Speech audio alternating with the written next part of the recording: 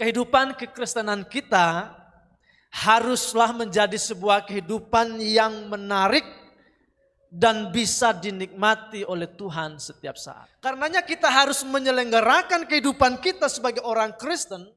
Segala sesuatu yang kita lakukan harus bermuara pada kesenangan Tuhan. Itu yang harus kita kerjakan, yang harus kita kejar setiap hari. Dalam apapun yang kita kerjakan, apapun yang kita usahakan, tidak ada yang lain yang merupakan pencapaian terbesar kita selain kita harus menyelenggarakan kehidupan kita agar bermuara pada kesenangan Tuhan. Karenanya saya berkata, kehidupan kita harus menarik di hadapan Tuhan. Bukan menarik di hadapan manusia, tapi menarik di hadapan Tuhan dan bisa dinikmati oleh Tuhan. Itu yang harus kita pahami, saudara-saudara. Namun kita harus mewaspadai, ada banyak hal yang acap kali membuat kita terjebak. Sehingga kita menjalani kehidupan yang kompromis. Serta kita seringkali permisif terhadap kepentingan yang berfokus pada diri sendiri. Kita seringkali kompromi, permisif sehingga kita tidak takluk kepada kehendak Tuhan. Kalau hidup kita tidak ditaklukkan pada kehendak dan keinginan Tuhan, maka mustahil bagi kita untuk memiliki sebuah kehidupan yang menarik di hadapan Tuhan. Karena kita lebih banyak menarik perhatian, menarik glorifikasi, menarik pujian, menarik apresiasi bagi kepentingan diri sendiri. Itu jebakan. Nah, kita harus menyadari bahwa bahaya atau ancaman-ancaman atau jebakan yang membuat kita tidak memiliki kehidupan yang bermuara pada kesenangan Tuhan, seringkali jebakan itu bukan dari luar, tapi dari dalam diri kita sendiri.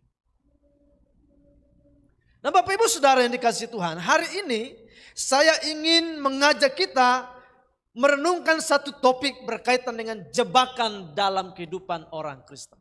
Pertama, saudara-saudara, saya ajak kita membuka Alkitab kita. Injil Matius pasal yang ke-6 ayat 1 ya. Jangan kamu melakukan kewajiban agamamu di hadapan orang supaya dilihat mereka. Karena jika demikian kamu tidak beroleh upah dari Bapakmu yang di sorga. Tentu upah kita adalah pernyataan Tuhan yang mengatakan, hai hambaku yang baik dan setia, turutlah dalam kebahagiaan Tuhan. Upah kita itu mendapatkan apresiasi dari Tuhan, pujian dari Tuhan, bukan sekedar pujian dari manusia. Tadi dikatakan seringkali kita melakukan kewajiban agama supaya dilihat manusia. Jadi jebakan pertama yang membuat kita tidak memiliki kehidupan yang bermuara pada menyenangkan hati Tuhan adalah pencitraan spiritual, pencitraan rohani. Di sini Yesus menegaskan bahwa atau mewanti-wanti kita agar jangan menjalani kehidupan kita sebagai orang Kristen, menjalani kehidupan keagamaan kita hanya supaya dilihat oleh orang-orang di sekitar kita, hanya supaya dipandang. Itu adalah sebuah pencitraan spiritual. Dan itu yang dilakukan oleh orang-orang Farisi, pemimpin-pemimpin agama. Mereka dikecam oleh Tuhan Yesus yang mengatakan, kamu berjalan di pasar-pasar, kamu memakai jubah keagamaan, kamu berdoa di pinggir-pinggir jalan, kamu melakukan kewajiban agama supaya dilihat oleh orang lain, supaya dipandang rohani, supaya dipandang beragama, dan seterusnya. Saudara, menurut penelitian, Indonesia ini adalah sebuah negara yang sangat religius. Indonesia itu sangat religius. Makanya kita lihat di mana-mana orang bisa menjalani ibadah di pinggir-pinggir jalan juga, bila perlu di tengah jalan dia gelar sesuatu, di situ dia beribadah. Tetapi walaupun Indonesia negara religius, tapi kita korupnya luar biasa. Judi online-nya terbesar di Asia. Pornografinya terbesar. berbagai macam kejahatan, kita nomor satu. Jadi ini tidak berbanding lurus. Justru sangat kontra sekali. Kok religius tapi kehidupan praktek sehari-harinya kok di luar kebenaran. Kenapa? Ternyata kita pandai mencitrakan diri sebagai makhluk, sebagai insan yang religius. Hanya pencitraan. Dan juga mungkin banyak orang Kristen yang seperti itu. Seringkali kita lihat ada berbagai model orang Kristen. Orang Kristen yang ornamental. Di lehernya ada salib. Kalung salib. Tapi dari mulutnya juga keluar makian kepada orang lain. Di mobilnya tergantung salib dan juga mungkin Alkitab. Tapi ketika disenggol orang, dia bukan kata-katanya yang keluar, Tuhan memberkati aku, maafin kamu. Tapi juga bahasa yang sama dengan yang dilakukan oleh orang-orang yang tidak mengenal Tuhan. Ornamental sekali. Di rumah kita mungkin tertulis, takut akan Tuhan adalah permulaan pengetahuan. Tapi kita di dalam rumah itu tidak menunjukkan kehidupan praktis sehari-hari yang menunjukkan kita ini hidup takut akan Tuhan. Di rumah kita mungkin terpampang salib besar-besar. Tapi kita sendiri berkecamuk dengan hidup dalam dosa. Itu sangat ornamental. Ada lagi orang Kristen yang sangat selebrasi. Dia suka beribadah. Dia suka dengan kegiatan-kegiatan yang sifatnya activity. Tapi motivasinya dalam beribadah tidak lurus. Ada lagi sekarang ini fenomena orang Kristen medsos. Kita setiap hari dikirimi renungan, dikirimin ayat-ayat Alkitab, baik lewat grup WhatsApp maupun lewat Facebook dan seterusnya media-media lainnya. Tapi dia sendiri tidak melakukan apa yang dikirimkan kepada grup-grup itu. Itu kekristenan medsos. Kita model seperti apa? Kekristenan apa kita? Kita harus menjadi orang Kristen yang praksis. Tunjukkan hidup kita yang benar setiap hari lewat segala aktivitas tindakan kita. Jadi seberapa hebat pun kita di dalam pertemuan 2 jam di gereja. Menyenangkanmu, senangkanmu. Itu seringkali kita sangat pandai di dalam melakonkan lewat pujian-pujian. Tapi faktanya kehidupan kita sehari-hari tidak menunjukkan sebagai orang Kristen yang sejati di hadapan Tuhan. Pencitraan spiritual. Makanya Yesus mengatakan kepada pemimpin-pemimpin ini, jangan kamu melakukan kewajiban agamamu supaya dilihat orang lain. Kita ini tidak sedang mencari apresiasi dari manusia. Kita ini sedang berusaha atau berurusan dengan Tuhan, sang pemilik kehidupan kita tadi itu. Dialah pusat. Dialah yang harus kita layani. Nah Bapak Ibu Saudara yang dikasihi Tuhan, pencitraan itu berbahaya, itu sebuah jebakan spiritual yang membuat kita tidak berkenan kepada Tuhan. Pencitraan itu suatu dandanan lahiriah yang tidak lahir dari motivasi atau dorongan yang tulus, yang murni dalam menjalani kehidupan yang rohani di hadapan Tuhan. Jadi pencitraan itu bertujuan untuk mencari pengakuan, mencari penerimaan diri. Kalau kita berusaha mencari pengakuan orang lain, mencari penerimaan orang lain pada kita, berarti kita sedang bermain mencari aman. Berfokus pada kesenangan diri sendiri. Kita membungkus, menonjolkan diri kita sebagai gambaran, sebagai menampilkan atau menggambarkan diri kita sebagaimana yang kita inginkan. Itu pencitraan. Jadi membungkus dengan hal-hal yang rohani. Supaya disukai, supaya dianggap rohani, supaya dianggap baik oleh orang lain. Padahal hatinya tidak benar. Itu jebakan. Jangan kita berpikir, wah saya sudah setia kepada Tuhan. Kenapa? Karena rajin beribadah.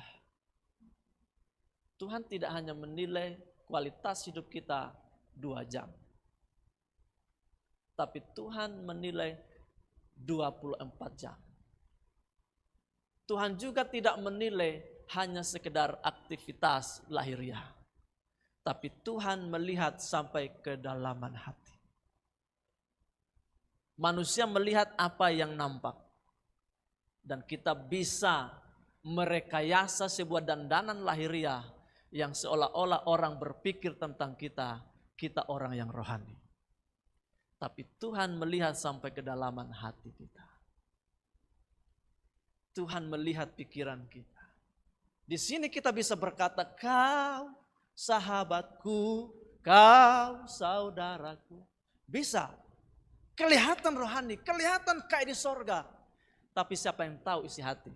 Dalam hati brengsek. Dalam hati belum beres dengan temannya, belum beres dengan orang lain. Masih menyimpan dendam, masih menyimpan kepahitan, masih menyimpan dosa-dosa yang lain. Tuhan tidak hanya melihat penampilan lahiriah, gaya, posisi. Tapi Tuhan juga melihat sampai kedalaman hati. Jadi hati-hati, jangan kekristenan tidak sekedar fenomena yang kelihatan. Tapi kekristenan adalah hubungan personal dengan Tuhan. Karenanya kita harus menjadi orang Kristen yang otentik. Harus menjadi orang Kristen yang otentik. Tidak dibuat-buat. Kita tidak boleh berusaha membuat orang lain menyukai kita sebagaimana yang kita kehendaki. Para politikus kan sering begitu ya. Mencitrakan dirinya sebagai orang yang berbuat baik. Ada kepentingan. Tuhan tidak suka dengan hidup yang berusaha mencitrakan diri kita seolah-olah kita baik di hadapan manusia. Tapi di hadapan Tuhan kita jahat. Jadi kita harus berurusan dengan hati kita masing-masing. Kita harus mengintrospeksi diri. Apakah aku ini sudah berkenan kepada Tuhan? Apakah segala sesuatu yang kita lakukan ini sudah menyenangkan Tuhan? Itu yang harus kita jujur pada diri sendiri. Seringkali kita tidak bisa jujur. Seringkali kita tidak berani jujur pada diri sendiri. Bagaimana kita jujur di hadapan manusia kalau pada diri sendiri kita tidak bisa jujur? Tuhan melihat integritas kita, saudara-saudara. Kita tidak bisa bersembunyi dari Tuhan. Kita tidak punya pilihan lain lagi kalau kita mau menjadi orang Kristen yang sungguh-sungguh, orang Kristen yang benar-benar menghidupi panggilan kita sebagai orang yang sudah diselamatkan, yang dipanggil untuk hidup sesuai dengan Kristus, maka kita harus benar-benar menata mulai dari hati kita, motivasi kita, karena itu menentukan kualitas spiritual kita di hadapan Tuhan dari hati kita. Jangan sampai suatu saat Tuhan tidak mengenal kita, Tuhan menolak kita. Tuhan, kan saya sudah rajin beribadah Tuhan. Saya bahkan sudah banyak memberi bagi Engkau Tuhan. Saya sudah banyak melakukan hal-hal yang luar biasa bagi pelayanan, bagi pekerjaan Tuhan. Matius 7:21 berkata, aku tidak mengenal kamu, pembuat kejahatan. Bisa kita tidak dikenal Tuhan. Padahal kita merasa sudah berjasa kepada Tuhan.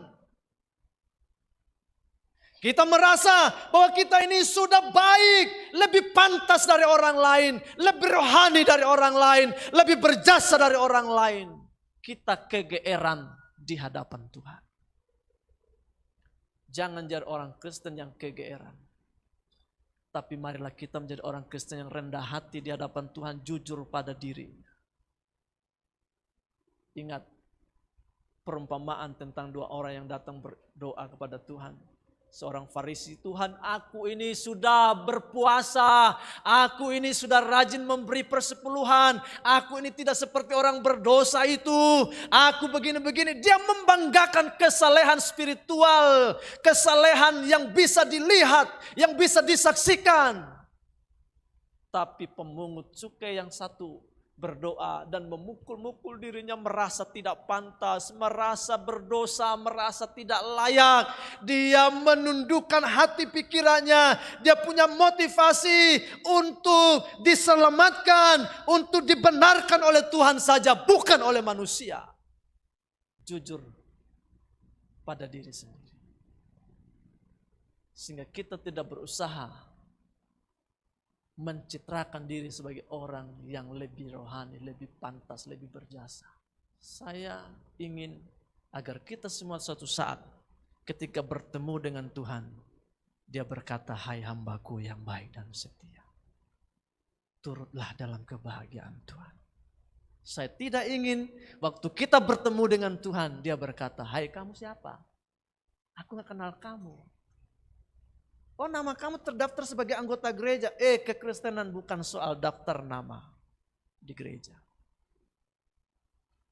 Menjadi pengikut Kristus bukan sekedar daftar nama kita ada di gereja. Tapi kita berkenan tidak kepada Tuhan.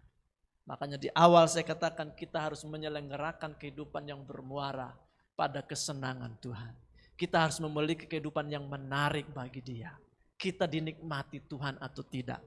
Jangan sampai kita hanya dinikmati oleh orang-orang, oleh manusia-manusia yang hanya melihat secara lahiriah.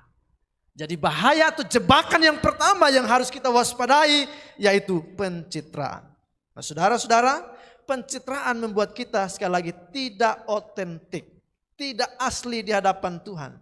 Kita pandai bermain sandiwara, kita memakai topeng. Oleh karena itu kita harus menjauhkan keinginan seperti itu untuk menampilkan sesuatu yang tidak sebenarnya. Kita hanya mencari perkenanan dari Tuhan. Itu tujuan kita. Karena Dia pusat hidup kita. Dia Tuhan kita. Dia yang menyelamatkan kita. Bukan manusia yang menyelamatkan kita sehingga kita tidak boleh bergantung pada apresiasi dari manusia. Kalau kita hanya mencari apresiasi pengakuan dari manusia, suatu saat kita akan kecewa.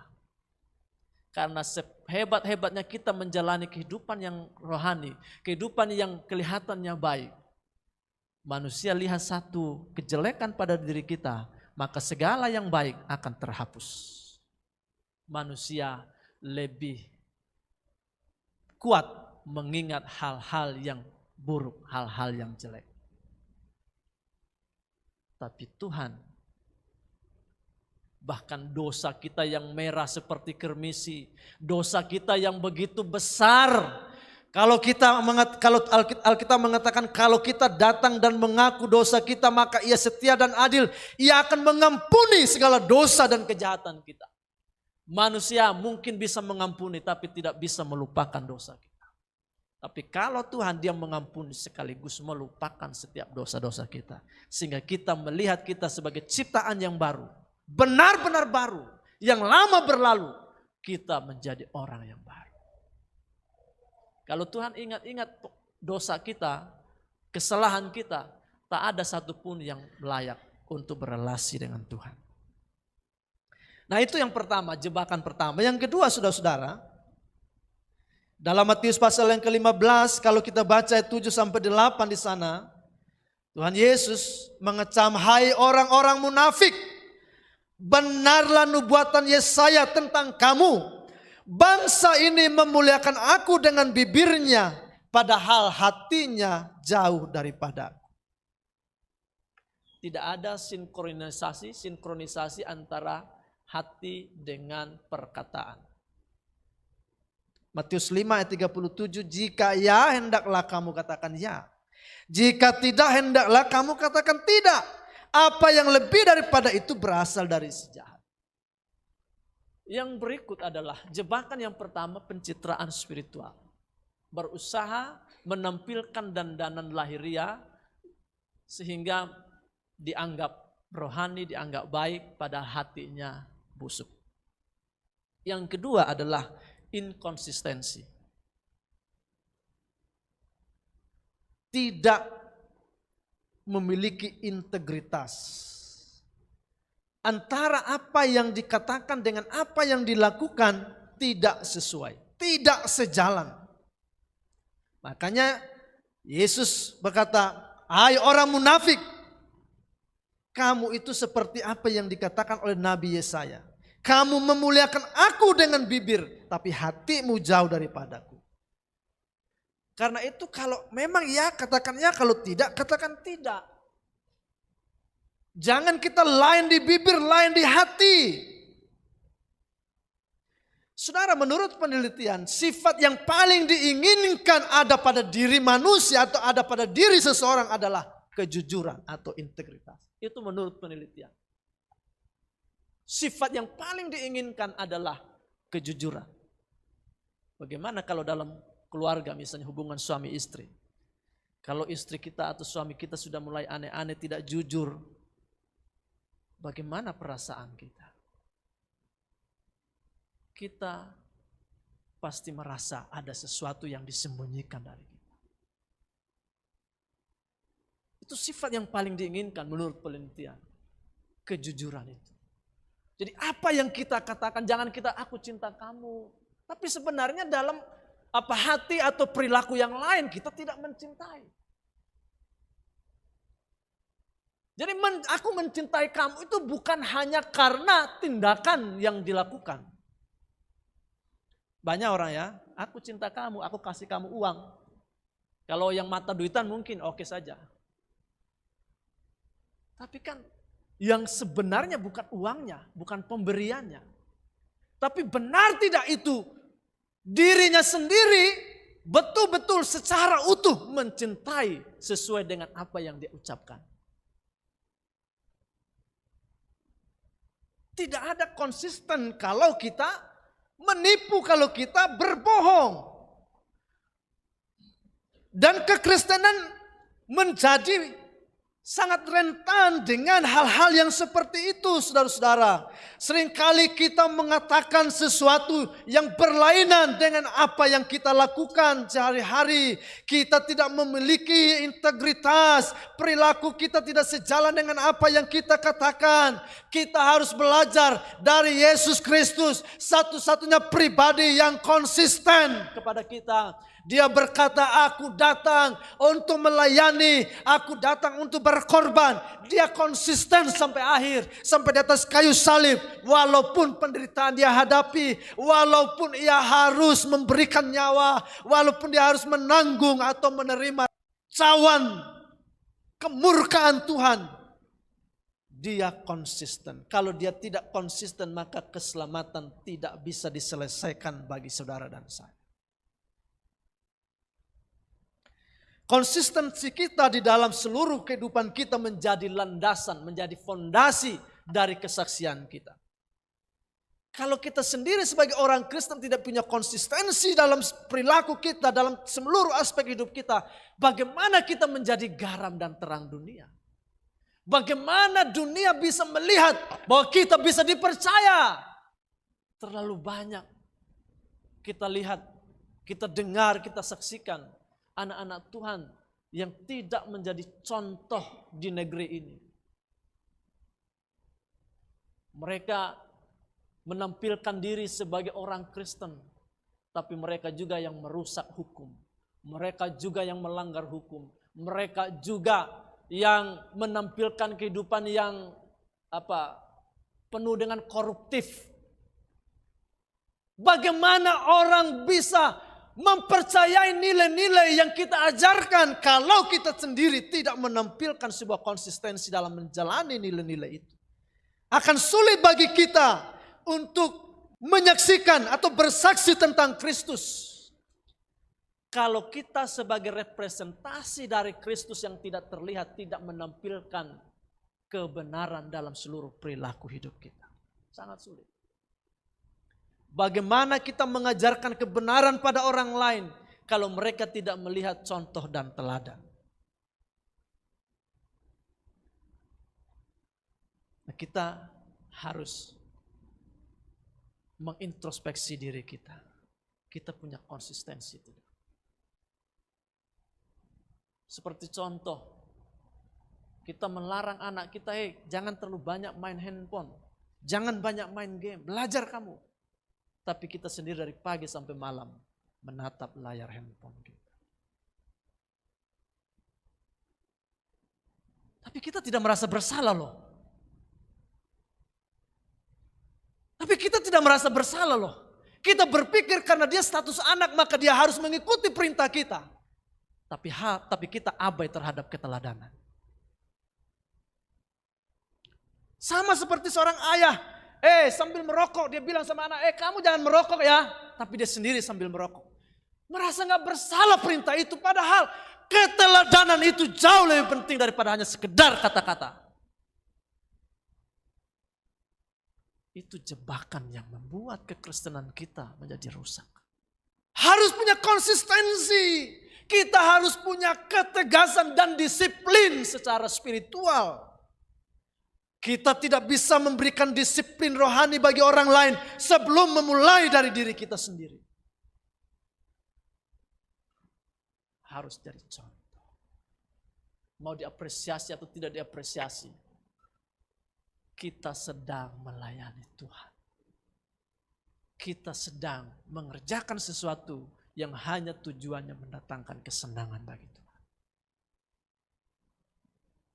Jangan menjadi orang yang munafik.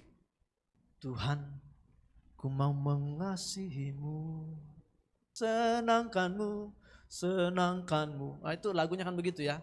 Tapi benar tidak itu dari sebuah komitmen yang dalam untuk mengasihi Tuhan?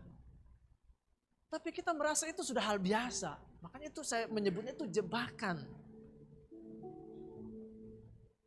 Jangan-jangan aktivitas beribadah kita pun itu hanya sekedar rutinitas yang reguler yang kita lakukan. Yang kalau kita nggak beribadah itu rasanya nggak enak aja. Tapi tidak memaknai ibadah itu sebagai sesuatu yang berkaitan dengan bagaimana kita berusaha untuk memberi yang terbaik bagi Tuhan.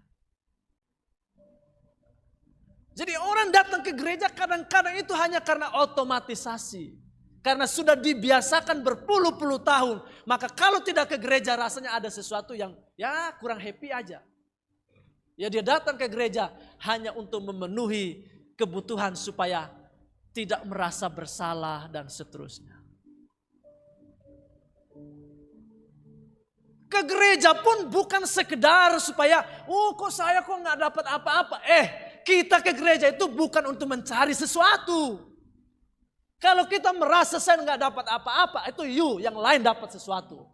Artinya jangan menjadikan pengalaman subjektif kita sebagai indikator dari kualitas ibadah itu. Kita datang ke gereja itu justru untuk memberikan pengucapan syukur kepada Tuhan. Kenapa? Karena Tuhan sudah memelihara kita, sudah terlanjur memberkati kita, sudah terlanjur memberikan anugerah bagi kita, sudah terlanjur memberikan kehidupan yang baik bagi kita, sudah terlanjur memberikan segala kemurahan yang tidak bisa kita hitung. Kalau kita datang ke ibadah bukan lagi untuk menerima sesuatu, tapi justru memberikan totalitas hidup kita kepada Tuhan. Jadi gak ada lagi kalau datang ibadah, kok saya gak dapat apa-apa. Itu bukan pertanyaan yang benar. Sekalipun kita tidak merasakan apa-apa secara emosional dan secara psikologis kita. Tapi hatimu betul-betul dipersembahkan.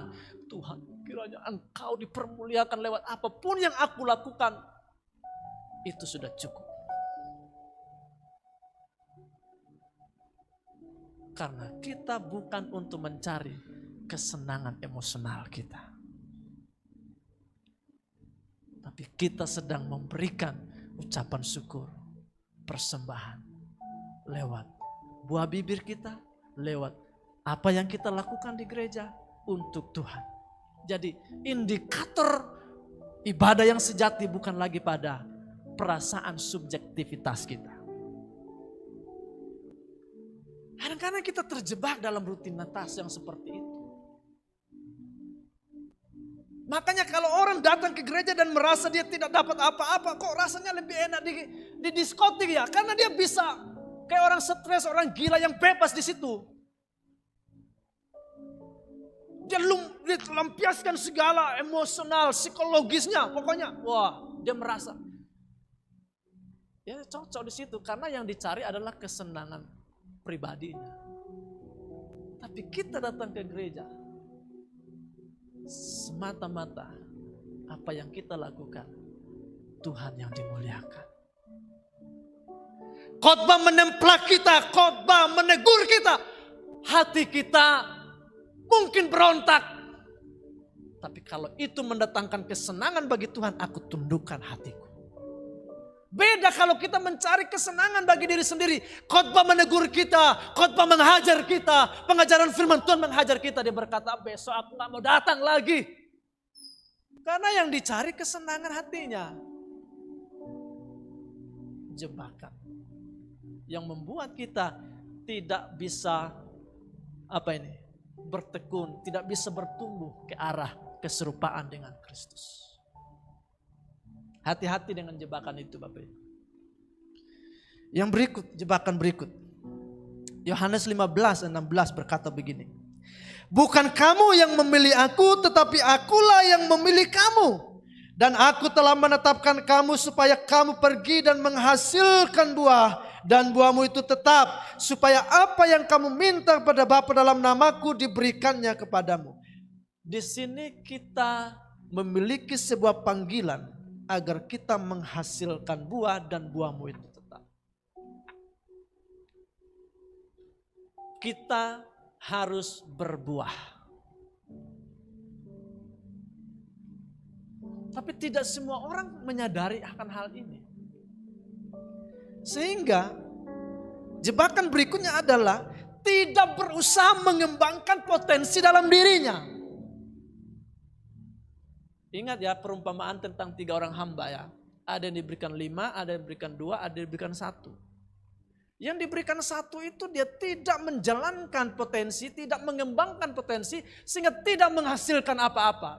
Alias dia inkompetensi, impoten secara rohani. Tidak menghasilkan sesuatu. Jangan berkata saya tidak punya apa-apa. Tuhan tidak pernah salah dalam menciptakan kita. Tuhan tidak pernah keliru dalam memutuskan kita lahir di dunia ini. Kalau Tuhan sudah mengizinkan kita ada di dunia ini bukan sekedar hanya untuk berat-beratin bumi. Pasti Tuhan perlengkapi dengan potensi dalam diri kita. Kalau Tuhan mengizinkan kita dalam komunitas rohani dalam sebuah gereja sebagai tubuh Kristus, berarti Tuhan punya tujuan, punya rencana dengan keberadaan kita di gereja itu. Paulus berkata, dalam tubuh Kristus banyak anggota. Dan setiap anggota memiliki karunia, memiliki panggilan atau memiliki talentanya masing-masing. Dan tidak ada satu talenta pun yang tidak berguna. Tidak ada satu bagian pun dari anggota tubuh Kristus yang tidak berguna. Bapak Ibu yang ada di sini tidak ada satupun yang tidak berguna. Semua berguna. Amin. Semua penting bagi kemuliaan Tuhan. Semua penting bagi komunitas tubuh rohani. Tanpa saudara kita yang ada di samping kiri kanan kita, maka kita tidak lengkap. Kenapa? Karena dia punya potensi untuk membangun tubuh Kristus secara bersama-sama. Kita harus proaktif untuk menemukan apa yang aku bisa berikan bagi tubuh Kristus. Potensi apa? Oh, aku tidak bisa bersaksi, aku tidak bisa berkhotbah, aku tidak bisa menginjil, bisa berdoa tidak? Oh bisa. Apakah kita rajin berdoa buat gereja kita? Buat hamba-hamba Tuhan yang melayani supaya Tuhan menolong mereka? Atau kita masa bodoh? Merasa bahwa keberadaan kita seolah-olah tidak begitu penting, tidak berarti di gereja itu. Satu bagian pun tidak ada yang tidak penting. Semua penting. Sekecil apapun yang kita lakukan, itu berharga di hadapan Tuhan. Karena itu, jangan jadi orang Kristen yang impoten, yang inkompetensi, yang tidak menghasilkan apa-apa, yang tidak berbuah apa-apa. Jangan merasa aku enak begini saja. Aku datang ke gereja, aku menjadi jemaat yang baik saja, duduk, diam, lalu tidak buat apa-apa. Kita harus berbuah. Seringkali itu jebakan yang membuat kita tidak menghasilkan sesuatu. Nah saudara-saudara yang dikasih oleh Tuhan, Tuhan menanamkan kepada kita kepercayaan, talenta, potensi, kemampuan yang harus kita kembangkan untuk kerajaannya. Kita harus bersedia mempergunakan setiap kemampuan-kemampuan itu bagi pembangunan tubuh Kristus. Sehingga kita tidak merasa bahwa kita ini hanya orang yang nyaman atau menikmati seperti yang kita tidak berbuat apa-apa bagi tubuh Kristus. Kita harus menghasilkan sesuatu. Kalau memang kita bisa melakukan hal-hal besar, puji Tuhan. Tapi juga kalau kita tidak bisa, ada hal-hal kecil yang kita bisa lakukan. Jadi tidak ada seorang pun sebagai penonton dalam tubuh Kristus. Hati-hati ya. Kalau di gereja kita sudah merasa bahwa kita itu tidak perlu terlibat, tidak perlu mengembangkan potensi yang bermaksud atau bertujuan untuk saling melengkapi. Hati-hati dengan posisi itu. Seringkali itu menjebak kita dan kita menjadi penonton yang baik. Kita hanya melihat, waduh begitu ya. Masa begitu, banyak protesnya. Tapi dia sendiri tidak buat apa-apa. Tuh, hati-hati dengan orang-orang seperti itu.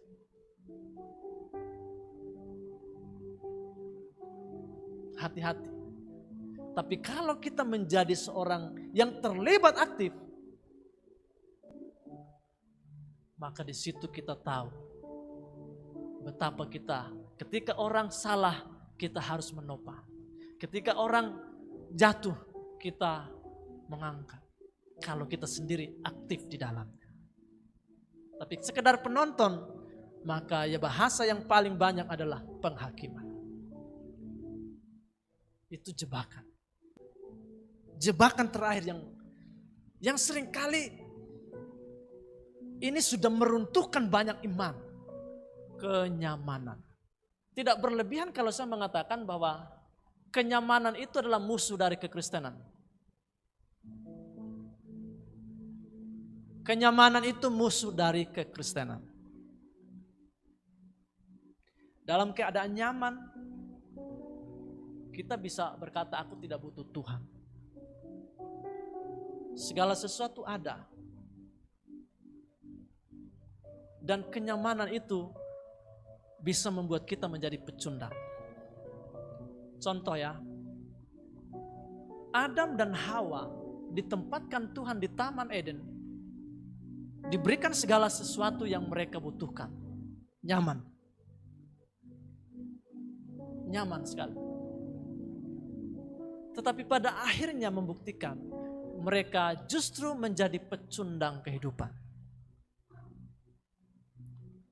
Beda dengan Ayub. Ayub diberikan begitu ujian yang luar biasa oleh Tuhan. Dan dalam penderitaan, dalam kesukaran itu, dia berusaha untuk mengenal Tuhan, mencari tahu kehendak Tuhan. Dan dia berkata, kalau selama ini hanya dari kata orang saja aku tahu tentang engkau. Sekarang mataku sendiri menyaksikan.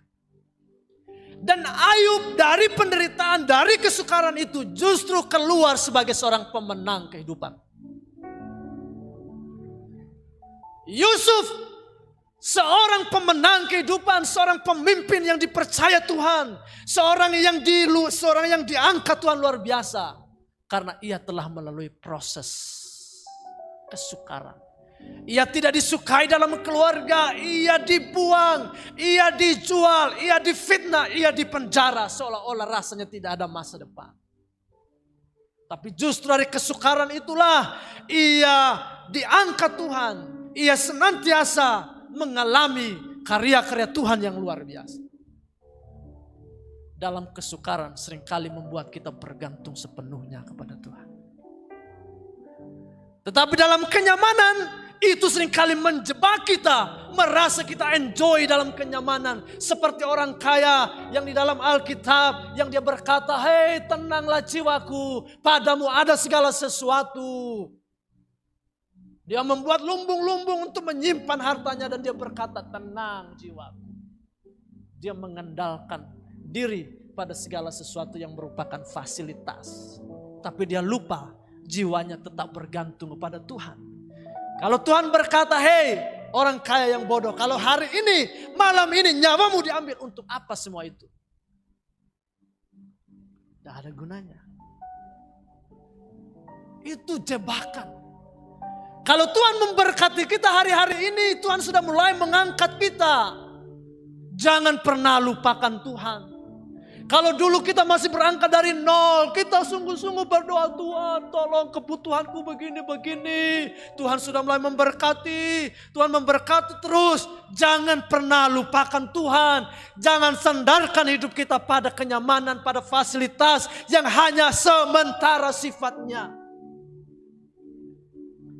Beberapa waktu lalu kita lihat di berita kan banjir di Bekasi, Jakarta dan Bekasi terutama. Dalam sekejap mobil-mobil yang begitu mahal, mewah, di basement mall, di jalan-jalan, dihabiskan sama banjir. Untuk apa semua itu? Kita tidak bisa menyandarkan. Itu baru banjir. Itu baru banjir.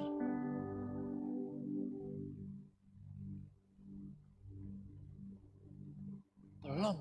Kalau Tuhan bersuara atau menegur kita dengan cara-cara yang spektakuler. Jadi kalau kita sudah mulai nyaman, Tuhan bisa menegur kita dengan cara-caranya. Tuhan punya banyak cara. Mau ditegur Tuhan atau mau berusaha sebelum ditegur Tuhan hidup benar. Jangan tunggu teguran. Jangan tunggu teguran. Karena seringkali teguran itu tidak enak buat diri kita. Dan kalaupun Tuhan tegur kita karena kita sudah terlalu jauh, itu bukan karena Tuhan benci, tapi karena sayang. Karena dia lebih tertarik menyelamatkan diri kita daripada menyelamatkan fasilitas yang kita miliki. Dia mati bukan untuk menyelamatkan rumah kita. Dia mati bukan untuk menyelamatkan deposito kita. Dia mati bukan untuk menyelamatkan harta kita. Dia mati justru untuk menyelamatkan saudara dan saya. Tuhan lebih sayang pada kita. Tapi seringkali kita lebih sayang dengan kenyamanan kita. Dengan fasilitas yang kita miliki. Itu sebuah pengkhianatan pada karya salib Kristus. Jadi Bapak Ibu, hati-hati dengan jebakan pencitraan rohani. Yang kedua, tidak konsisten, inkonsistensi antara perkataan perbuatan, menampilkan kehidupan yang munafik, tidak jujur, tidak berintegritas. Yang ketiga, tidak menghasilkan apa-apa, inkompetensi, impoten secara rohani. Yang keempat, jebakan kenyamanan. Gimana? Apa kita sedang mengejar kenyamanan? Hati-hati. Jangan sandarkan diri kita pada kenyamanan. Kalau Tuhan izinkan ada kerikil-kerikil, ada batu-batu dalam perjalanan hidup kita, ada gelombang dalam hidup kita, itu justru supaya kita lebih kuat berpegang pada Dia. Supaya kita lebih unggul, lebih teruji. Karena emas yang murni pasti melalui berbagai ujian, berbagai pencobaan. Dan Tuhan mau kita menjadi orang Kristen yang unggul. Orang Kristen yang berkarakter seperti Yesus Kristus. Sebab penghuni-penghuni sorga bukanlah orang-orang yang sekedar nyaman. Bukanlah orang-orang yang memble, yang bermental pempe orang bilang. Orang Kristen, orang yang menjadi penghuni sorga adalah orang-orang yang sudah teruji. Unggul dalam karakter, unggul dalam integritas. Berkarakter seperti Yesus Kristus. Amin buat firman Tuhan.